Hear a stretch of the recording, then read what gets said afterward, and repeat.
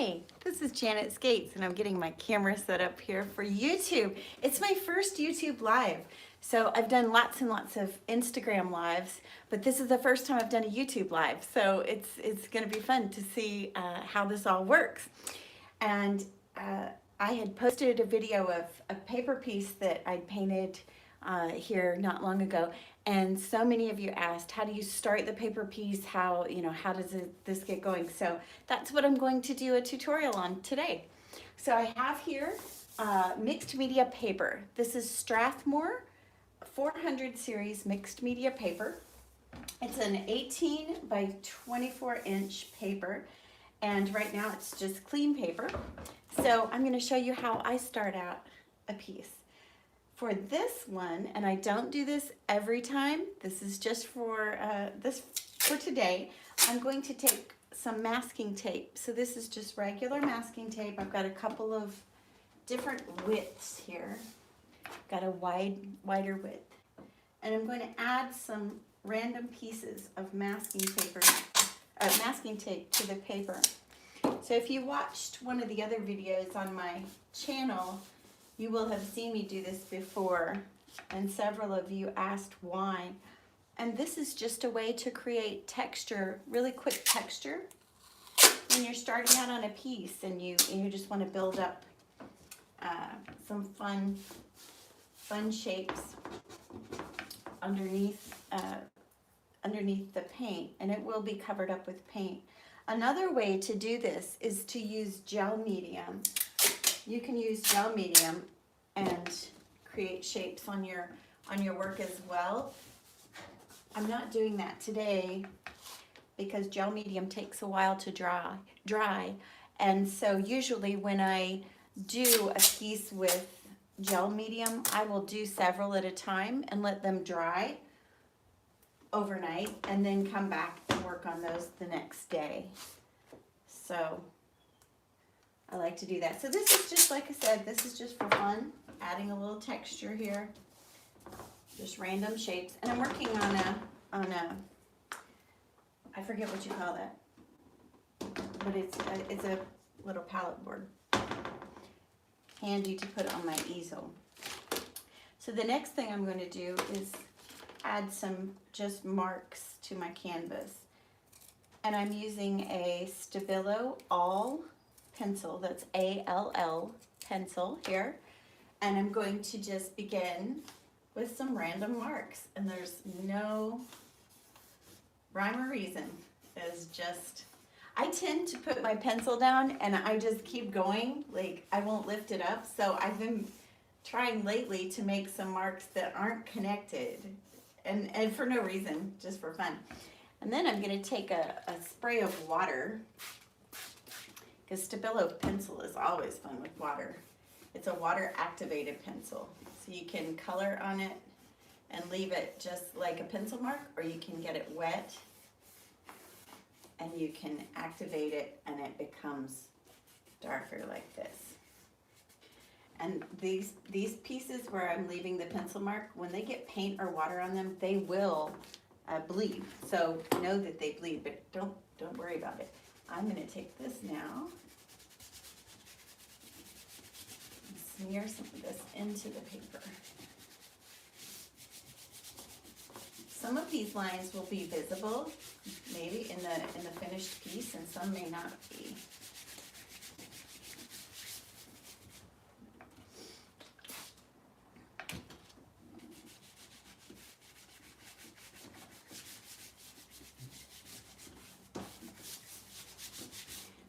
Another thing you can add, if you have them, Caran d'Ache Neocolor 2. These are water activated crayons as well. And there's different kinds. If you have ink tints is another one you could use. I'm using the Caran d'Ache here. So I'm just going to add a little bit of color here with these.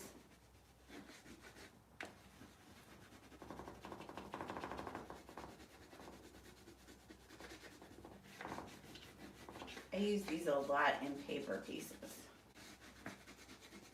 I love the feel of them. and the vibrancy of the color.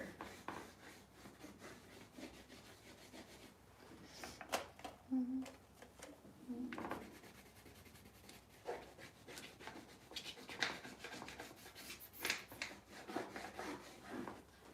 a little bit of the green, I think. Or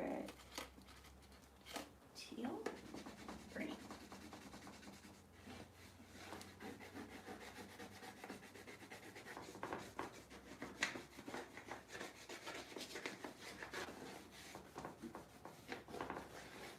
Okay, so I've got this piece started. Now I'm not looking at a blank piece of white paper anymore. So I've got that started. Sometimes that's the hardest part, is getting over the the blank white page.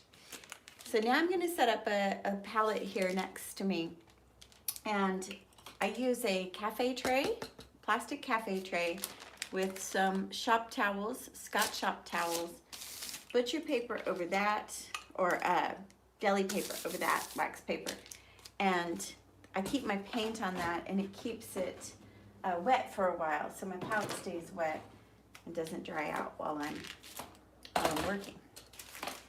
And I'm going to begin with some teal. I'm using mostly golden acrylics right now. I also use Liquitex.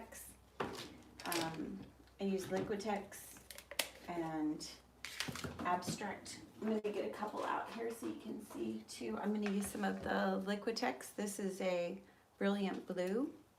So I like different brands. I use Holbein, I use Golden, Liquitex, but the bulk of my paint is golden. I love the texture and I love the colors.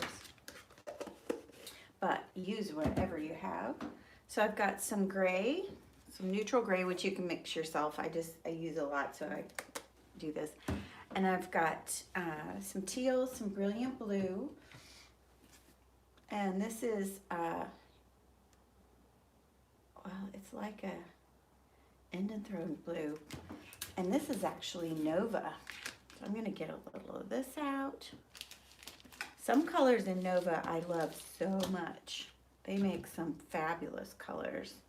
And then some I like to use the golden I have. And I'm going to add some green. This is green gold.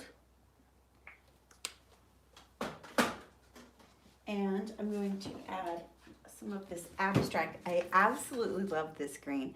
It's a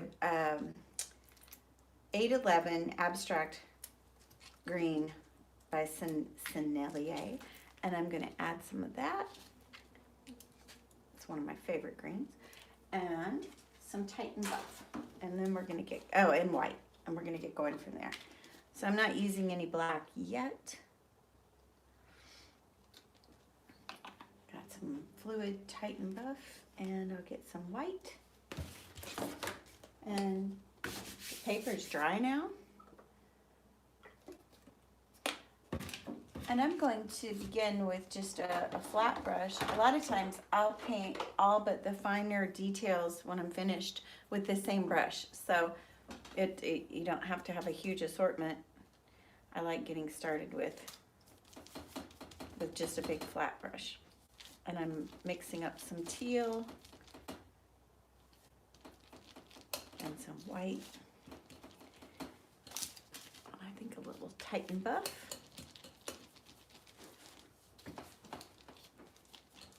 And I just mix right on my palette. And I'm going to come in now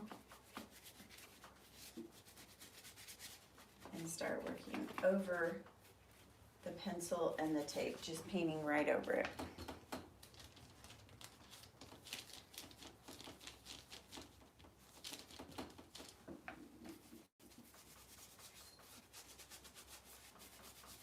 The brush was wet with water, but not dripping, just damp with water. But that allows the paint to be just a little transparent. So you can see here where you're going to see lines that are working in here behind the scenes, if you will. You can also use some gloss medium which we'll probably do later in this piece, add some gloss medium so that I can put some transparent layers over what I've started with. And it allows you to see what's underneath, and I really like doing that as well. And when I paint with my brush too, I like to use the brush in different directions. So, you know, straightforward, sideways lines with the brush, which we'll get into lines more in a little bit. Now I'm just coming in with a little white here. I love how the white is working over that green Caran d'Ache crayon marks. They resist just a little bit there if you don't paint over them too much. So you get little peekaboos of a green there. And now I'm mixing up even a lighter blue.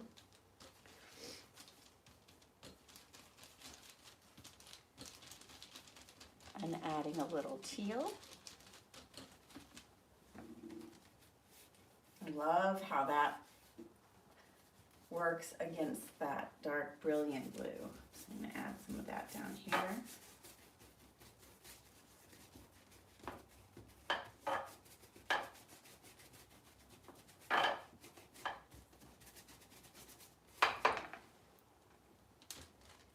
And remember, this is just the first layer, so there's going to be, you know, there's going to be more color added and detail added.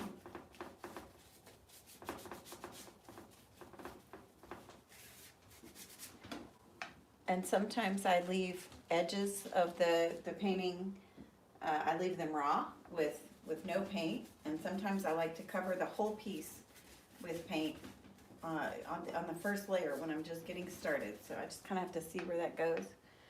Now I'm going to take a little water on my brush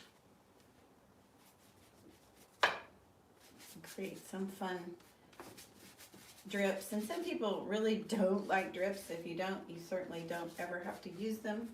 I like them to kind of give up that sense of control that you can get, or that I can get when I'm painting. I get really, you know, I don't want to get rigid and tight and control everything, so the drips really loosen things up for me.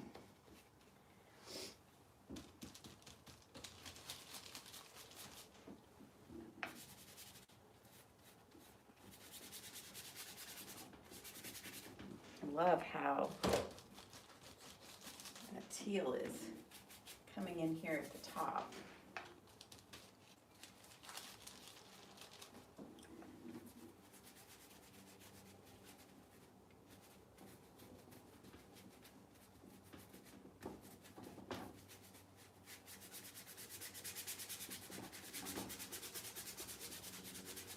So you can see at this point that those starting marks and tape and things that we did, how we add interest to these areas of color. They're no longer just flat areas of color that we're painting on the page, but you're seeing what's going on underneath is creating lots of interest here in the piece.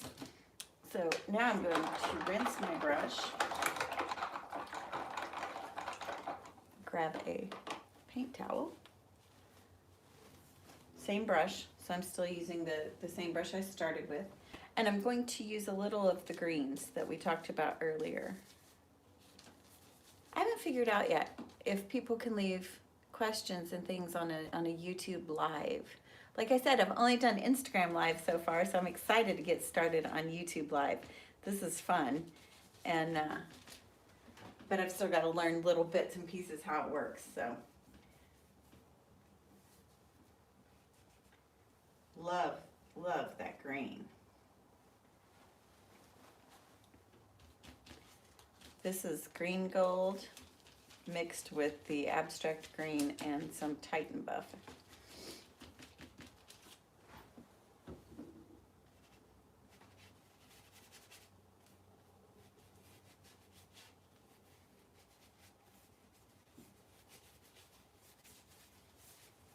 Remember too, when you're painting, especially on paper, because we can tend to get, you know, when you're working smaller, like on the paper, you can tend to get really tight with your, you know, with your marks and paint like right from the wrist down, just paint here, and you want to remember to sit back and step back and really, you know, loosen up and use the whole arm so that you get that playful color and mark making.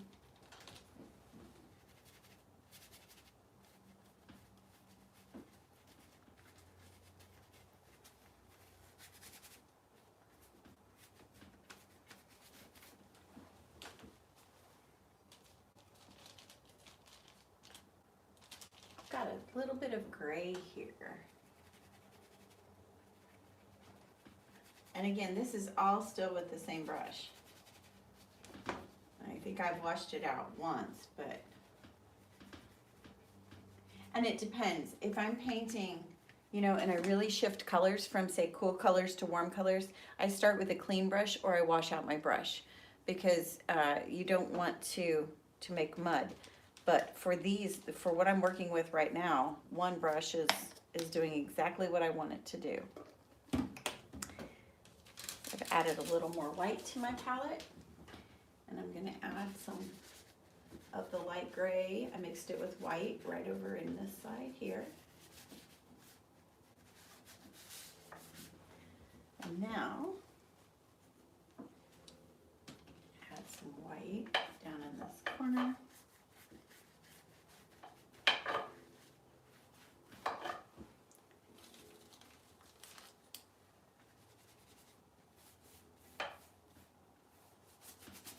And see, when you add a white, I'm using a fluid white, but when you add white over these earlier layers, it's wonderful, because instead of just getting a flat white, you're getting all of this texture and color that's underneath from those marks that we made earlier, which it creates an entirely different feeling, just because you've got, you know, work underneath here. I'm going to do the same up here. And this, like I said, I'm using a fluid white here. If I want a thick coverage and texture, I can come in with a heavy body white, but I like the transparency that I'm getting here with the fluid white.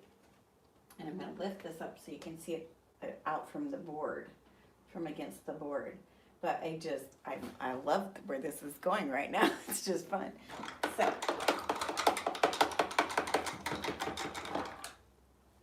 I've rinsed my brush out again. And, excuse me, and I want to now take, I'm looking. I have to look while I'm working too. Now I'm going to move, I'm going to change to a bit of a smaller brush.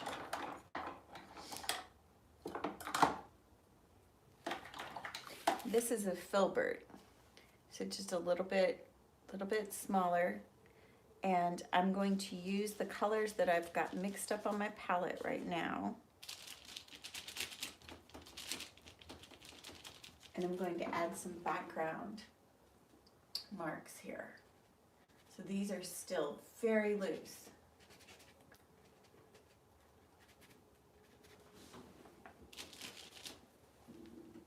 And I'm just letting my eye guide me where I see that, you know, I want to see them develop here.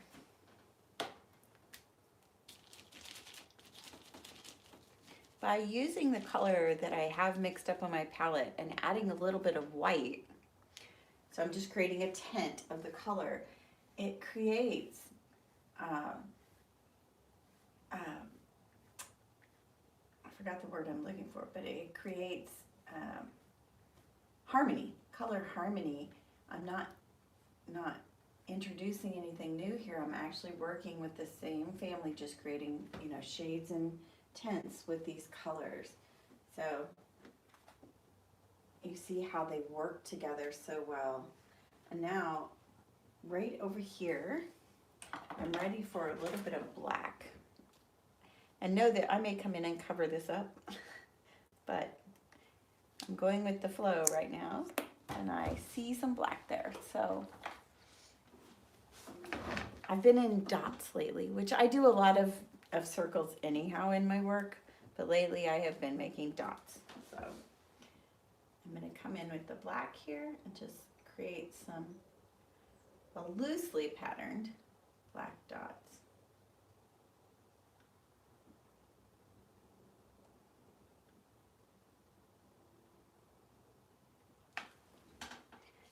When creating shapes, I try to vary the size and the proximity of them. I'm not looking here to create a perfect dot, Swiss dot pattern.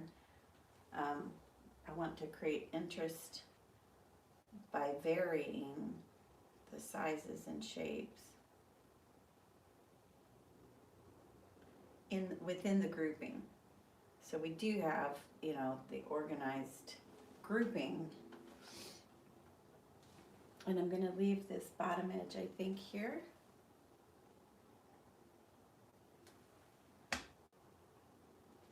Now I'm going to add over these stripes that I added here. I'm going to add some smaller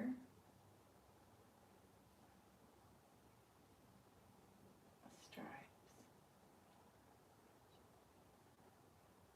And you guys know I always say, if you want to make a straight line, you can use a ruler.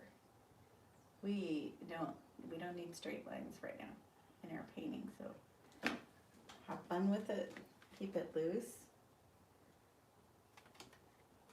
Okay, and now in here, I want to add, I think I'm going to go back to the blue, the Brilliant Blue. That's the Liquitex blue. I need to get a little more of that out, and I'm going to get a different brush. Here it is.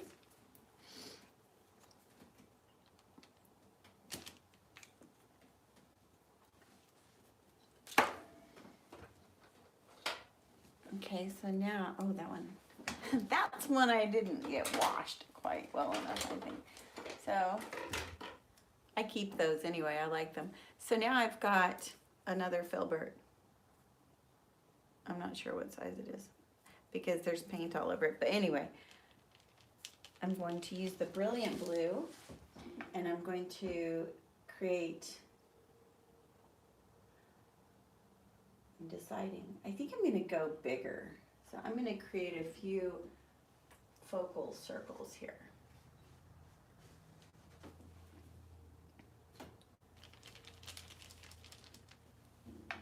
Now this blue right now is just like straight out of the tube blue, which everything else I've added has been mixed, but this is straight out of the tube. I woke up thinking about blue this morning, a blue circle, so that's kind of where this idea was born, from a dream, I think. Some days I wake up and I'm like, okay, I'm ready to paint with, magenta. Today is going to be a magenta day or a teal day or whatever.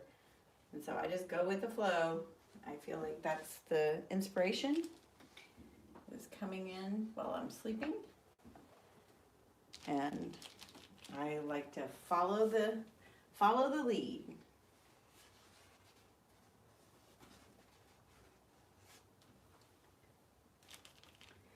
Another thing that adds interest to the circles here, and if you look on some of my paintings, you'll see I use these circles often, is that they are not balanced.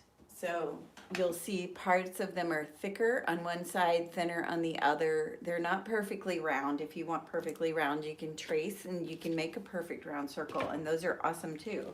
But these are ones that, they each have their own little personality here, simply because I've made them thicker or thinner, just varied the formation of them. So I'm very pleased with those.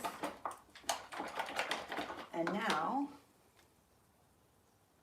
I am ready to add some yellow.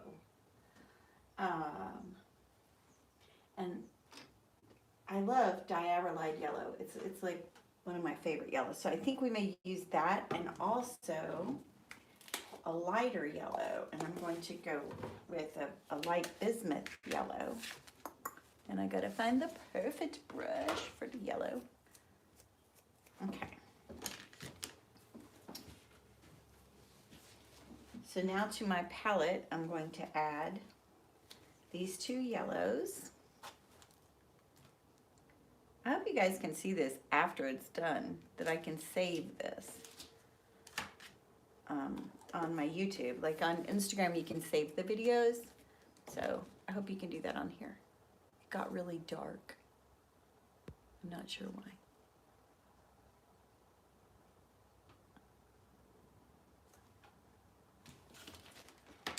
Okay, it's still going. I had to make sure. All right, so now I've got the light bismuth yellow and a diarylide yellow. And I'm going to introduce some of that, I think, up in here and even across here. And I'm mixing the yellows with a little bit of white and some gray maybe.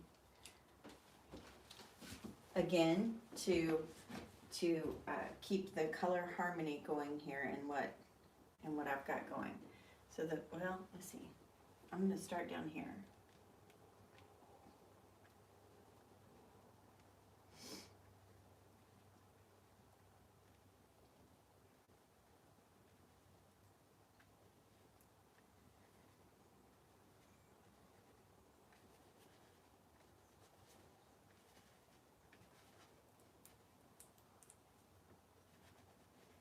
These little guys are just fun.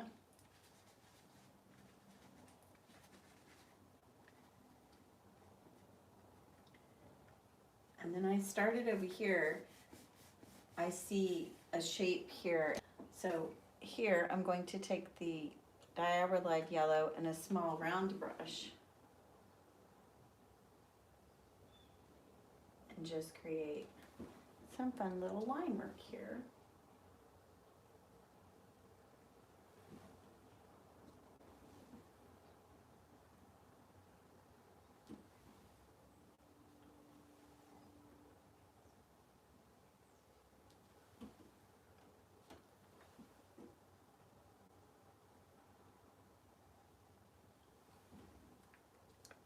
On the side.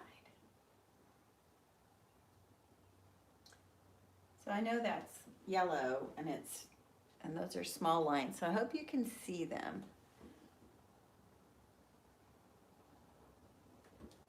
It's just fun. I want to go one more here so I can embrace the blue that's on the edge of this gray area and bring it into the shape as well.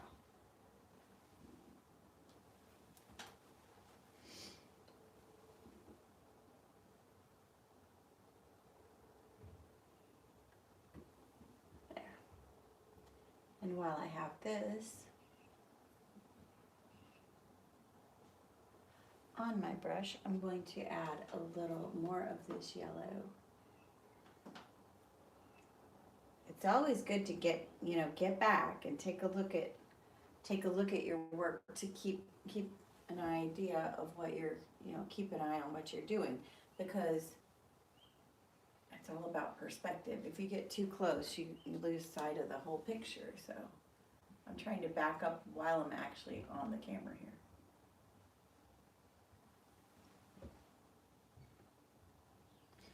I'm going to put a little down in here.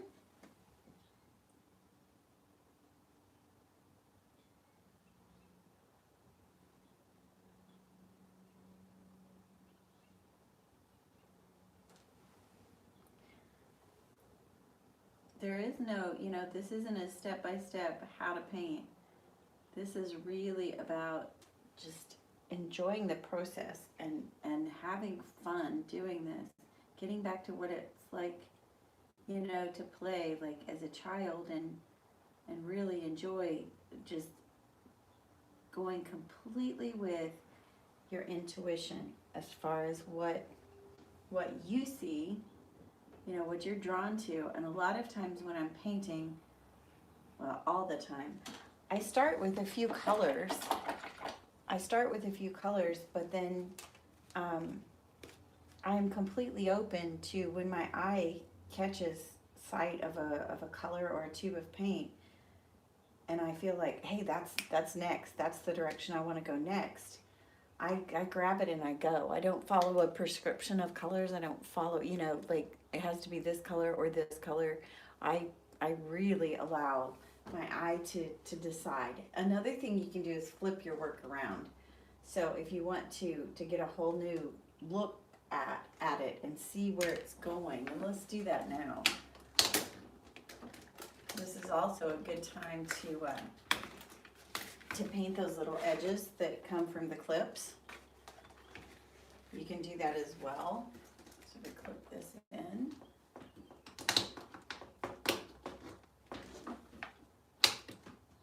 Okay, then I can take some of this paint mixture that I have over here that has the colors and just go right in here and cover up those clip marks.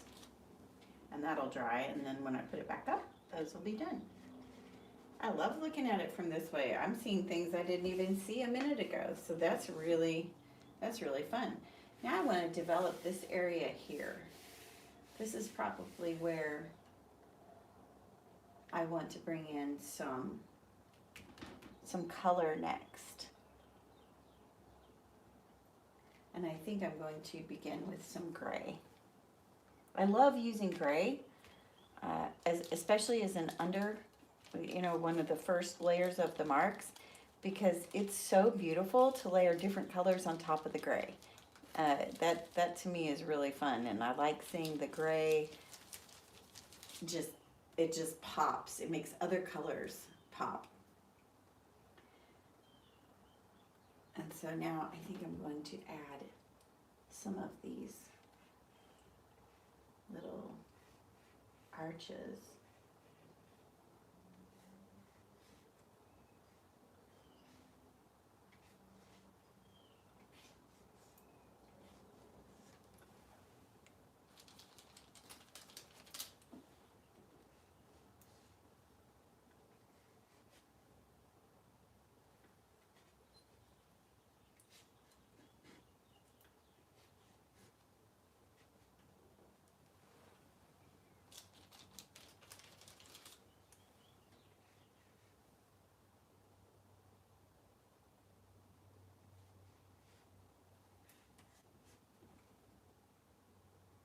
Yeah, I like those. All right, I'm gonna put this back over. Yeah, now see, if I had put those in when this was right side up, they would probably be very precisely placed or what have you. And now that I've added them while it was upside down, they're much better. Just a whole different look to it.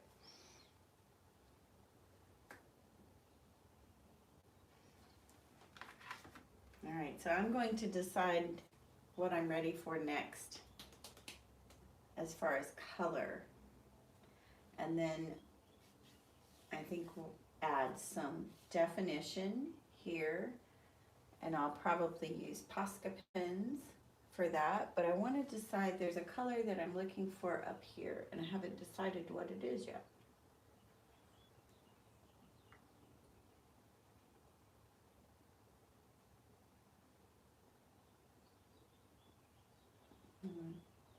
I think we're going to go with some pink. I'm going to use some brilliant pink here, or brilliant pink, or light magenta. And I'm going to mix that down so that it's not quite so pink. Make it a little bit more of a coral even. So I'm going to use some Pyrrole Orange. and some white.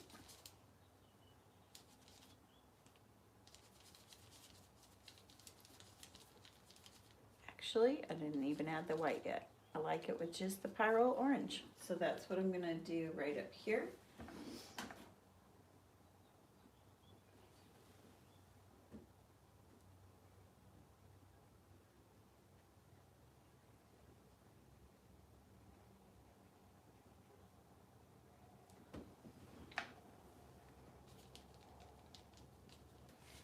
And right here. Let's see. So I look too at, lines that I have. I have horizontal lines here and I have horizontal lines here. So I'm going to add some vertical lines in this section right here.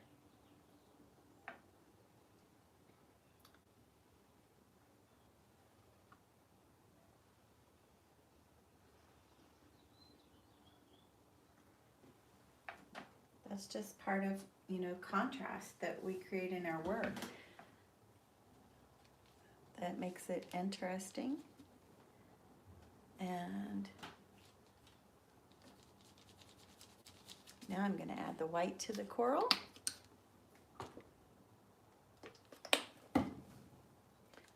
So I'm using the same color, just a tint, adding the white and a little more orange.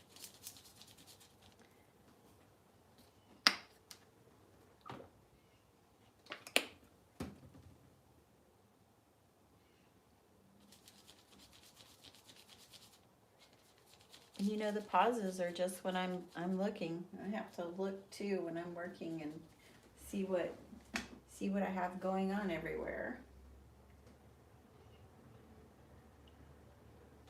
And I'm going to add some little circles down in this corner.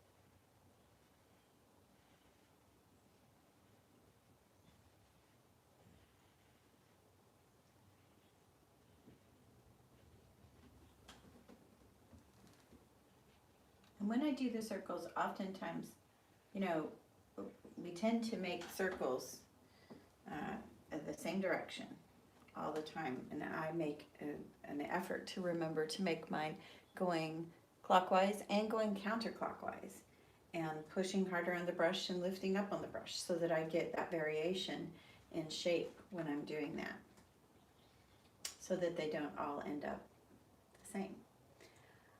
Now I'm going to come in with some white.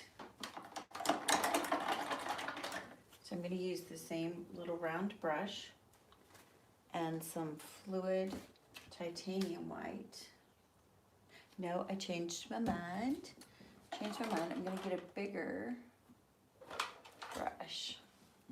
These are my favorite brushes too. They're like completely scrubbed out, worn out, because you can tell by watching on the paper, I really scrub the paint into the canvas and the paper. I don't like there to be raw canvas or anything under there. So I've got the wider brush with the white, and I'm going to add some spokes. And some are going to be thicker, and some are going to be thinner. I love spokes. I don't know when I started painting these, but they're in a lot of my paintings.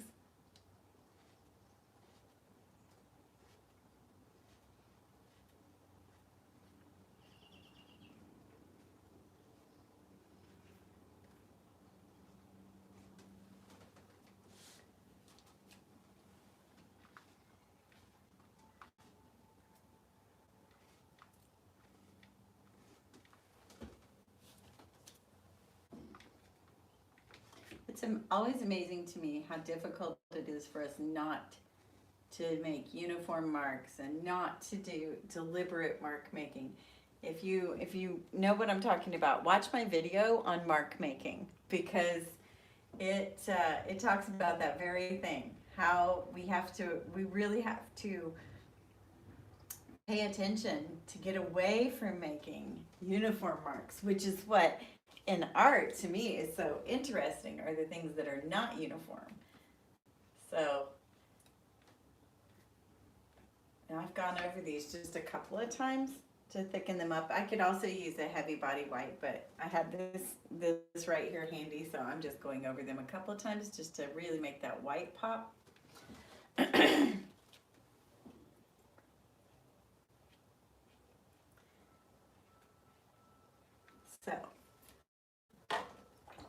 So this is where I'm at right now. And I am almost ready to grab some Posca pins and get into some mark making with Posca pins and maybe some pencils, and even back with the Caran d'Ache Neocolor 2 crayons.